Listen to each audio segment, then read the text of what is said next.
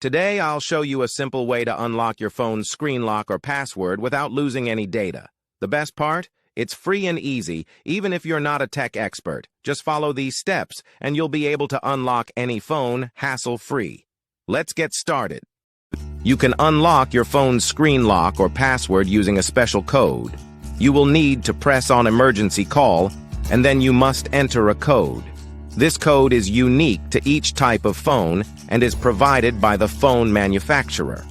In this video, we're using a code that works specifically for the type of phone we're demonstrating. Here's how you can get the code. Visit this website that provides unlock codes for free using a unique method. And that's it. Now you can unlock your phone without losing any data. See you in the next video. Bye.